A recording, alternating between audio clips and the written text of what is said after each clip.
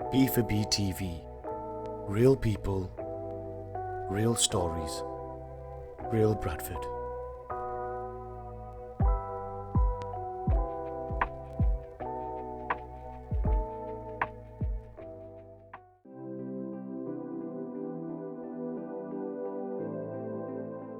Hello and welcome to another show of Bradford for Better, the show that brings you real people, real stories, and real Bradford.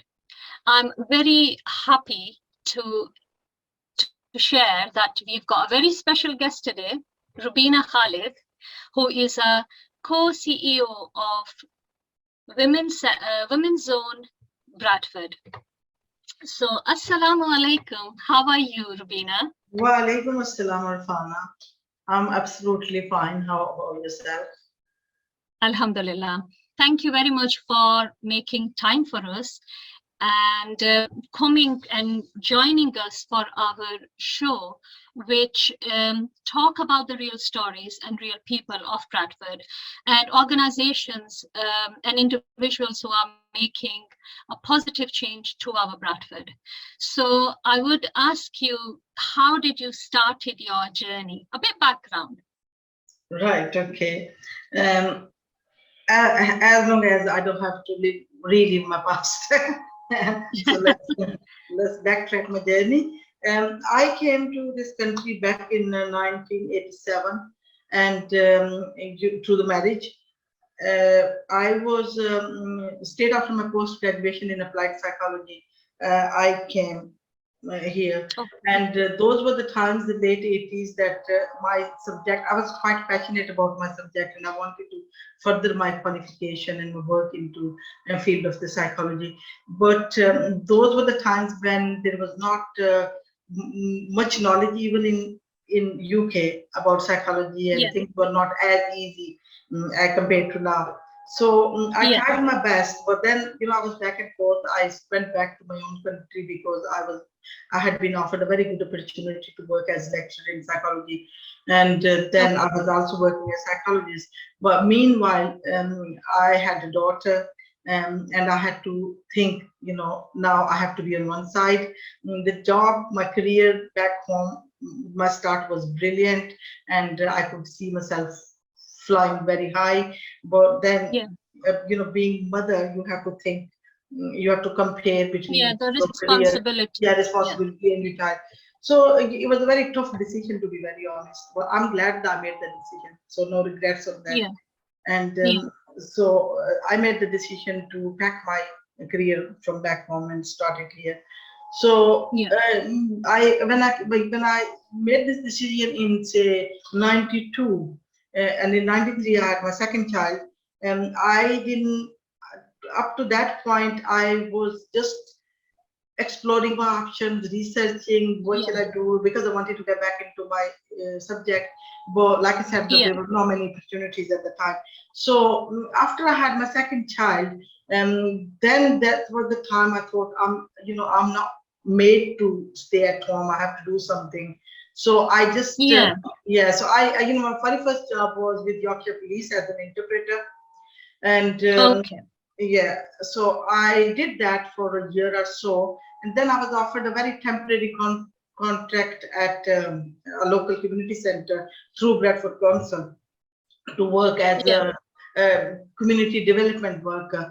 And even though the job didn't match my interest at the time and my qualification, but I was advised, this is a very strong belief I lived with, and whatever I feel so far in my life, that even though we all work hard, we all have desire to do well, but you are blessed if at the right time you get advice from right people. And so that helps a lot with your hard work and everything. So it's the opportunity. The opportunity. So I was very lucky. So I was, even though I was not keen to go for the temporary contract, I'm sharing this because that was a kind of stepping stone in my career. In your life. So I was advised to take that opportunity because up to that point I had not worked in UK, so I didn't know how working environment is, or what the requirement of work, and how the system works, employment and everything. So I said, okay, and they said it's temporary only for 3 months. So I took that opportunity, and then I think that was my start. So then even today I'm co-CEO of a women-only organization, but that was the gradual development of my career. And that's how I came into this community work and got involved with management. But in between, I didn't leave my interest of my subject psychology. So I was doing work of my interest on side. I did refresher courses. I did many courses because that's my passion. And I worked as clinical. I'm still working as clinical hypnotherapist. You know, so all that is still happening. But that was my journey to where I am today. I'm managing a women-only organization where we basically we empower women, especially women who are okay. I'll come to ask you more detail about the current role. So you mentioned about your passion in psychology, in you know, that was the area where you were always interested right from the beginning. So do you want to elaborate on your passion for psychology and well-being, and what is it? Okay, again, little bit I will tell you why I even selected the subject psychology and how I developed my interest. You know, you understand back home, especially with my generation, and I don't see this as much now, but it's still there in Pakistan, that all parents want their children to be doctors and engineers. And I was part of that clan as well. Okay. Yeah, so my mother very passionately wanted me to be a doctor. My father was in army, and he, again, you know, he was more flexible, but again, he could have loved if I... certain subjects, exactly. But myself, I thought, no, that's not, you know, that's not my subject. I wanted to help people, and my more interest was with health. And, you know, even as a teenager, as a young person at the time, I was thinking that more than physical ailments, there is something more to that. You know, so that needs to be healed, that needs to be cured. And to be very honest, as a young person, I didn't know, I couldn't spell it out, but something was telling me that there is a lot more than physical illnesses. There are things behind that. And I always wanted to help people. So that's what my interest was in psychology. And then since I started working, to be honest with you, and with my personal research and studies, and nowadays with the internet, we all know that, you know, mental health is a big thing. And that needs to be sorted very, you know, on first step to help you with your physical, emotional, and all sorts of spiritual health. So that's how I feel like, I feel like, Rubina, this has shifted it's a big to shift. some extent now. I think it's a because big before, now. As compared to the past, because generally it was just the physical health you are worried about. You are not worried about the well-being of your, you know, your mental health, because it actually is such a big area, where we were not paying attention. And to have healthy communities, to have healthy families, to have healthy mothers, spouses, in every relationship, wherever, that is the key. If we are healthy, we are generating healthy communities. So definitely that is one area which I'm personally interested in, and you know my interest in this field. So what is your, like, in your current role, what are the things, what are the activities, what are the different projects you are doing in WomenZone under this mental health and general well-being of women? I know it's a women-only center. Well, so that's very special. It's a women-only center, and we work with the 4 E's. You know, we enable women. You know, so first of all, we engage them, we enable them, we educate them, and we empower them. And we do that. So that's the 4 E's. That's the 4 E's. So we work with 4 E's. So there, like you said, that, you know, generally it's like a, you know, what we do is like a typical community setting, but we do a lot more than that. And what we do, we basically find out from the service users. We identify needs from them, that what they want what us to is do for them, required. to empower them. So so in that respect, we just don't do most of our stuff. Mainly we are focused on mental and physical well-being, mild to moderate, and we do all preventative stuff, because we're not specialized in any field. So we, if they require, our service users require a specialized help in mental, emotional, physical well-being, then we signpost them. But we do most of the preventative stuff, and I strongly believe that that's more important. Prevention is, like we say, prevention is better than cure. Yeah, exactly. So you need to prevent in order to save the future harm, basically. Exactly. Like for example, in mental health, we do a lot of preventative stuff to prevent people to get to be institutionalized and get, so they need more clinical kind of treatment. So, and we're doing that very successfully. But now Alhamdulillah, our center is developing day by day. We are kind of, we're getting very strong in many areas, and I'm very proud to share this with you that now we're delivering all sorts of services. Like very recently, we have started, this project is more clinical, where we are creating an awareness amongst our, especially Pakistani community, about rare genetic disorders, because our community is genetic. exactly. So this is how things are developing now. So we do with mental health, like you never said, we do preventative stuff. So we're doing stuff like talking therapy, we call that. So simply with our trained staff, who are trained on mental health stuff, so they will come and we talk to person. So you don't feel that because there is a still stigma attached with mental health, that one doesn't want to be seen as the it's a lot better than before. Like we said earlier, there's a big because there is a shift. The shift, like people, you won't feel embarrassed. Indeed, they will share with everyone around them that God forbid, I've developed this kind of cancer, or I've got this kind of physical. But when it comes to talk about your mental health, they would like to say that I've got certain mental health disorder. But like I said, the things have changed now. People very openly admit, look, I'm suffering from depression, I'm taking antidepressants, I've got anxiety disorder, or I'm suffering from bipolar. So things are changing. So we do stuff around that. Time to think is very popular sessions we are doing right now. Where they work on mood boards. They talk to people. Like self-awareness, talking good about. So you say weekly sessions? Are they like rolling programs? The weekly session we do and it's a group session. So we do 6 weeks with one group, and so the rolling programs. So that's their time to think about themselves, because we all say that we think about ourselves, but we don't.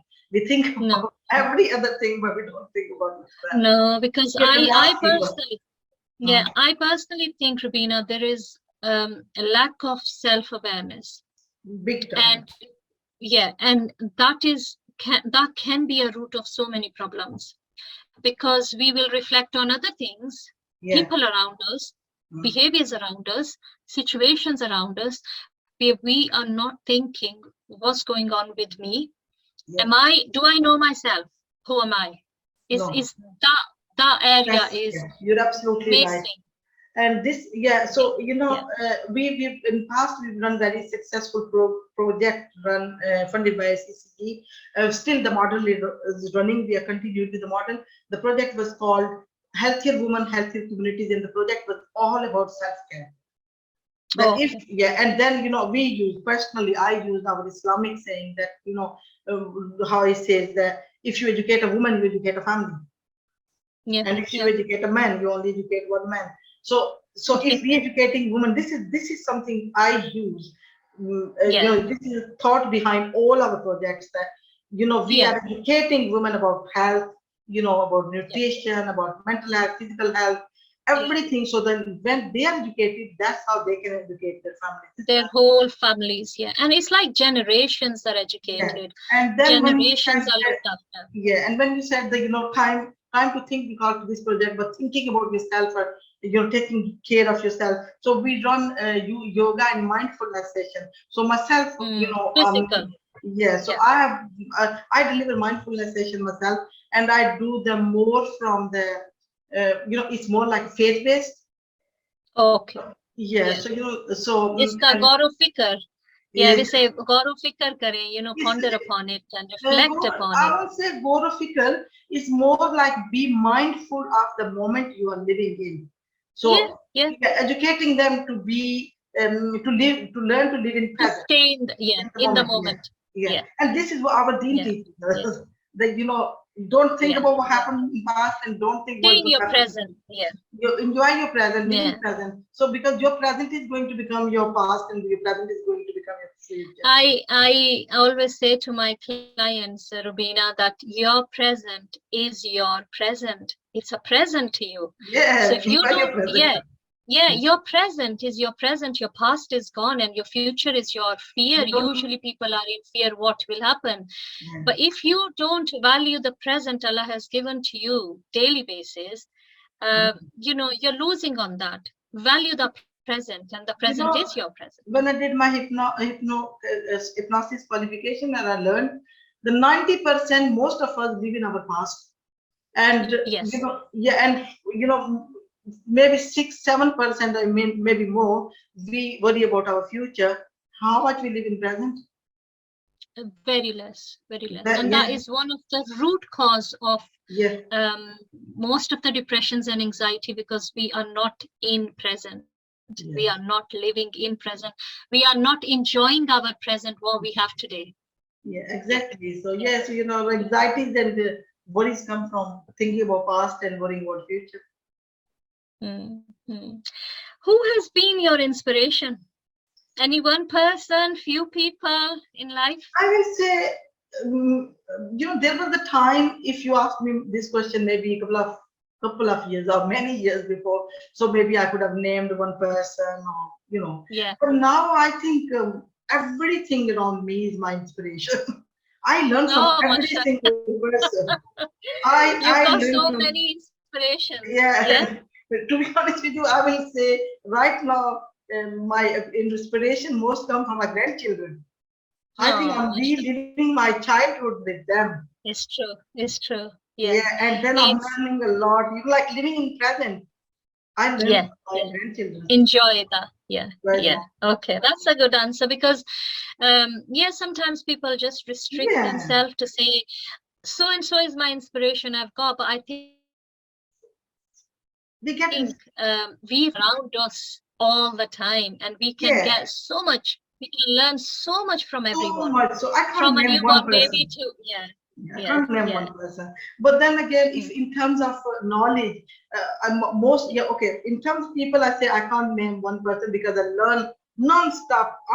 By nature, I'm a learner, and I don't. This is something I think got me where I am, alhamdulillah, because I was a learner. So I never felt ashamed to learn anything from anyone, regardless of what their personal circumstances are, because sometimes we can be very prejudiced. That we think, this person is telling me this, but look at their own action. So being very non-judgmental, I learned from people. But my actual inspiration in terms of the source of knowledge comes from Qur'an. Because everything is there for you. There is so much there for you in teaching. So the code, that's all the codes for every single area or aspect of your life are there. Is matter of you exploring them, working on them, thinking about them. So thank you. And what motivates you? I mean, I can see very clearly you are a learner, and you like to learn from anything and everything. But sometimes I think learning attitude and inspirations is a blessing, definitely. But motivation, I personally see motivation as a blessing of God as well, because 100%. not everybody will have the motivation to move on, to No. learn new, to Yeah. experience, to experiment. So who would you think your motivation has been, or what motivates you? Well, again, it's a very vast question, so I'm thinking how to start. My very first motivation, to be very honest with you, back in days when, because something, you know, I can share now that I have done master's qualification, MSc in Applied Psychology, and I was you know, I had this honor that I was the only and first female of my whole family and clan brotherly who got into education because of my, to that point. yeah, to got to the point. And then because of my father. So my father was my very first motivation. But at the same time, I will say my mother, because you know, my mother was not educated at all, but she was very, like, you know, academically she was not educated. She didn't have any education whatsoever other than she could read Qur'an. But she was a very wise person. You don't have to be academically intelligent. You know, the wisdom is God-given gift. So my father, you know, back in days, I'm talking about late 70s, he was he was transferred back home in Muzaffarabad to train girls in girls' college for NCC, if you remember, National Cadet. Yeah, I've heard. Yeah. So, and we have, you know, so we went to Muzaffarabad to stay with my father as family. Because my father used to deliver that training at college, and my mother sometimes will participate into the college event, into the events of college. So when my mother will see the lecturer and professors and principal and all those educated people and attend those events, so she always said that I can't reverse time, but I want to fulfill my dream through my children. So I was the firstborn, so my mother wanted, so my mother motivated me a lot. So I think, you know, so you were making mom's dream to a reality, because a lot of parents, a lot of stories, very strong stories, where parents, they are parents' duas, inspirations, motivations that they want to achieve what they couldn't achieve. They want to achieve, they want to see their children to achieve that.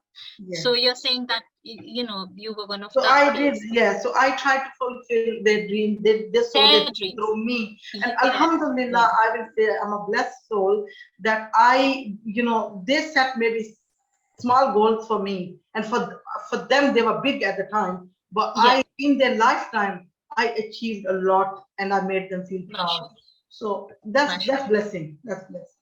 So I would say that, you know, my starting point was that, but then, like you said, we said in this your inspiration question, that you do get all your life, if you're a learner, you do find the motivation, you do find things that motivate you. Find, So non-stop I'm getting motivated.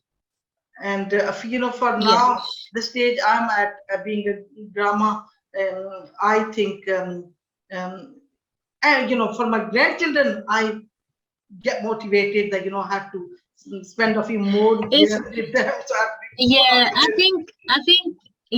think Rubina, you know, people can find over the years in passing their life, they find motivation in different things. Yes, at different stage of your life. Different stages of life. I think the important thing is to keep hold of that motivation, not to let it go, so you can keep on improving and moving on. So I would say, your experience of Bradford, what would you say something about Bradford, your experience of living in this city for all those years and achieving and getting to where you are today? Is there anything you would like to say? And I think I'll add a question with that, that if you get chance to change one thing in Bradford, what would you like to do? Definitely the increasing crime amongst youth. That will be top of my agenda, and I think should be top of agenda wherever we can do something about changing Bradford, because that's our future. Youth is our future. Yeah. And Youth is our future. yeah, because when I landed in Bradford, I was a young person, 23, 24-year-old. Yeah. Yeah, So all these years, I have got young children, and I've become grandmother now. So I've seen that, from that time when I landed here, how things yeah, have gone worse. And so I think our yeah, youth need a lot more work. We need to do a lot more yeah, work on youth, especially mental health. yeah. Our youth is a big time sufferer. There are, I think we can do a separate conversation. Yeah, because that's That's a separate definitely a subject. very, very That's something. sensitive topic. Yeah. Yeah, So I that's a will do very that. sensitive and a very important area of our life, because yes, children are our future, youth is our future. And do you think the COVID has played a part in Well, what's going on now? partly COVID has played part, which we all got affected, youth and older generation, and even young Yeah, children, very young everyone. children, babies, they got affected with that. Mm. But I think youth was being affected even prior to COVID. Yeah, prior And to, yeah, yeah, this with social media, like we have said, everything is right, good and bad. So yeah, that yeah, is, yeah, and especially with our I will say our BAME communities, Black ethnic minorities communities, youth, they're suffering a lot more in that. If you further break it down, I will say our yeah. There Muslim is so Pakistanis, much. it's so much, because our, what my worry is now with our youth. I hope so that we can reverse this or improve this as soon as possible. Otherwise, to be honest with you, I'm a very positive Our person. future. I'm worried about the future. Yeah, yeah, I'm really worried true. about I the feel there is like we all can, I think, and we are uh, responsible if they don't have the good future. I will hold we are myself responsible. responsible. Yeah, I think it's a responsibility to all of us, not only us as parents, Mm. us as community members, living in Bradford and living in any city, that what are we doing to give some direction to our youth? Because I think Well, direction is lost. yeah, and There is so much. together we can do a lot. This country, Yes. UK, is a country of opportunities. We have got a lot more opportunities as compared to the other parts of the world, especially third world countries. And Yeah. so it's a lot more can be done together. Yeah. It's a Yeah, very it's together. yeah. I fully agree. It's togetherness. It's not about one organization. What are we No, no, doing? no. One family. What are we doing? As a part of community, we all can make difference. And I think that's what we all need to sit together and put things Yes. together. That how can we do? What can we do? Which center can do what? We can all Yeah, we are running work project. together and hopefully achieve. We are running project. We do a lot more work around youth. Previously, we delivered just before COVID. We delivered a very influential, very sensitive subject, but very influential project. It was around child sexual exploitation, and we wanted to Yeah. create an awareness amongst Pakistani mothers. Yeah. So was that a women only, It was women like only. Yeah, that is women structure? only. Yeah, so because Okay. we realize the Pakistani mothers even don't realize, they don't Yeah. recognize the signs of their children Yeah. being sexually exploited. Yeah, so Yeah. Yeah. so we do a lot I more. think. Yeah, Yeah. I think, and Rubina, there is so much awareness work we need to do on different levels. So, like you said, mothers, they need to have the awareness in order to protect their children. And then when it comes to the youth, so there is so much work on very different levels that we all can do. And of course, definitely your center, Women's Zone, is also, like you mentioned, doing lots of activities, doing lots of projects, which are definitely beneficial to our general community. What do you like the most in Bradford? Now get to the okay, curries and to okay, the that's one. But just one last thing, because if people will be yeah, hearing that, then we are running youth yeah, project now. Still at Women's Zone is all around the youth who had negative impact. Definitely, we all had negative impact. yeah, After COVID. Yeah, their mental health being affected. They were not, they didn't achieve much in schools or the other issues that the families. So we are dealing with that. So people are, should join our that youth project. And at the same time, we also doing, out of our service, which is 5 to 9. We're open 9 to 5, 5 days a week. But this service we do 5 to 9 on Tuesday, Wednesday, Thursday for women who are working or the housewives or the carers, and they can't come in the 4 hours. So we're doing this service for them 5 to 9, so they can come there, they can talk to us, they can use our ladies only gym and other services and everything. So that's something I wanted to mention. Now let's come to what I really like. Thank you for sharing. Yes. Thank you for sharing. So okay. What do you like most about Bradford? People, yes. Well, I love Bradford, let's be honest, because my first destination when I left my country was Bradford. And what I really liked about Bradford, that it didn't make me feel homesick, because it was like Pakistan to me. That's the beauty of Bradford. Right. And then now it's a cultural city. That's the top of everything. It's the culture, city of culture. So I love Bradford culture. So I, I go to different towns. My daughter lives in London, and if I have to choose, come back Bradford. I am not literally. I'm working in Bradford. I'm not living in Bradford. I'm just on borderline. I'm in Leeds. My postcode is under Leeds. But Bradford, I love Bradford. Food. Bradford is Bradford. Community events. Everything. So I love Bradford. So if I have to choose living in England anywhere, it will be near Bradford. Same here now. I think I found it very, interestingly, my daughter, she lives in London. She got married, and she said this too, and I quite liked the way they made this saying. She says, of course, in every town people are different. They've got language different, so many other differences, temperament different and stuff. So she says, I noticed, Mom, that so she said those were the times a lot more girls from Bradford were getting married and moving to London. And she says, I noticed the girls are moving to London. You move them wherever, you can't take Bradford out of them. Bradford stays in them. Bradford stays in them. So any message for the people, for the community of Bradford you want to give? My message will be, let's be together, let's work together. I'm a very strong believer of working on similarities and commonalities. I think all the cultures, all the religions, different faiths, it's the beauty of this country as well, different faiths, different cultures, living together with tolerance. So they all have a lot good to share. So let's work from that to make the world, to make this society, to make our youth future beautiful. So let's work with the positive commonalities and similarities, and we will get somewhere. Thank you very much, Rubina, for sharing your comments, sharing your feelings with us, and giving us information about WomenZone.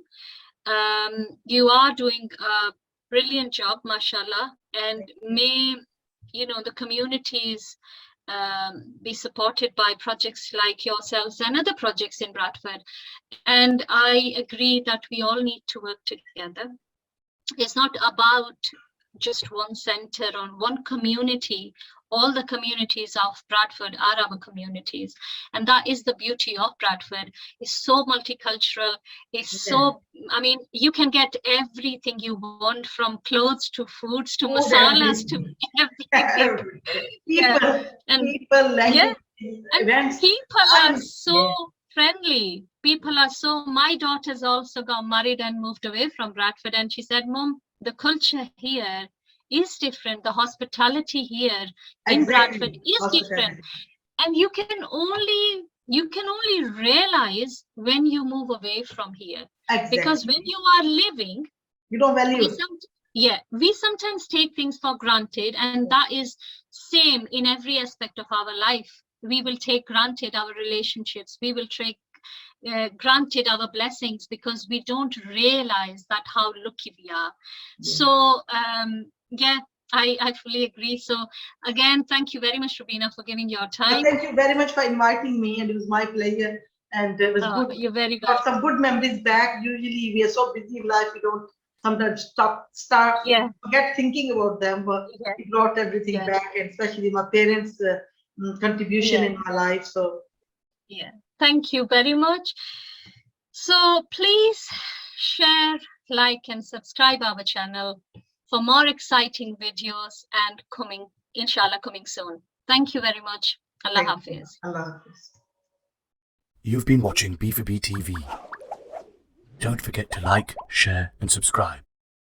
And join us next time for another episode.